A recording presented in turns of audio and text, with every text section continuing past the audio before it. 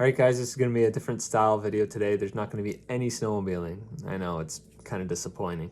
Well, I'm disappointed. Anyway, we're going to cover what my trip cost to go to Revelstoke and snowmobile for 66 days. So we're going to go over 6 categories, I think. We'll go over truck fuel, sled oil, accommodations, parts. If you just want to know the number and that's all you're here for, we're just shy of $9,000. Just thought I'd throw that in there. Okay, we'll start with truck fuel. So I didn't really keep track too well when I drove out there, but I kept track really well on the drive back. But I did get better fuel mileage and fuel was cheaper. So on the way back, I burned about $660 in fuel. So I took that number and times it by 1.15 just since fuel was a little more and I burned a little more going out. So let's say 760 on the way there, which brings our total to 1420. But wait, you got to think about driving around town too, right? So like to the hill every day. I didn't usually ride that too far from where I was staying, so I only burned about $550 in truck fuel while I was there.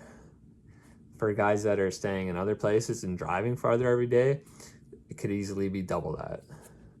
Okay, maybe those numbers for driving around town are a bit high, but okay, next we'll go over sled fuel. I didn't add up every single day because that's a lot of days to go back and find and add up. So I just took 21 days off my credit card statement and I averaged it out. And it looks like I burned about $2,200 worth of sled fuel. And while I was there, it was, I think, $130 a liter. So sled oil, I think I burned about 75 liters or so. So we'll just say that's $1,200 in oil.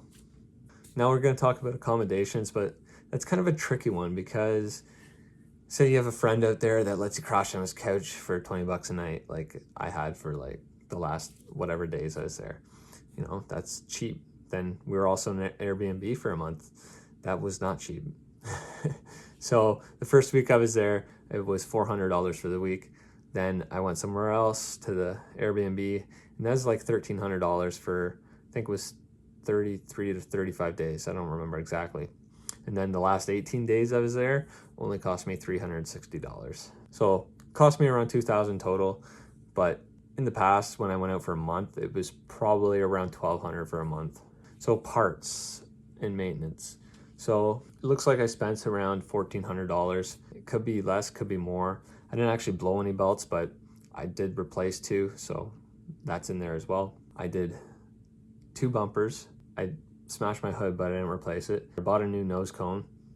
I think I might have bought 3. I bought 3 bumpers, yeah. Ski rubbers, you're gonna replace those at least twice. Then steering boots, you're gonna replace those if it's cold out, 100%. I replaced my tie rods as well. And I think that's about it. There was 1 or 2 things I had covered under warranty. So our total for everything, we're looking at around $8,892, which I thought it might be more. My dad figured I was 15 grand in, but not quite. Okay, today's 3 weeks later now, give or take. I took a break from the whole video editing thing for a while since I did it for so many days straight. But yeah, that's the total of my trip to Revelstoke. You know, not exact cost, but you guys kind of get the hint or the point, whatever. Obviously, I didn't include food because either way you got to eat. And, you know, there's lots of other things I couldn't include really, like gear. And if you added it all up, you probably wouldn't want to know what it was. Anyway, I hope you guys found this video interesting. If you think I forgot something I should have included or I kind of skipped over something, let me know. But yeah, $9,000 later and we had an awesome winter.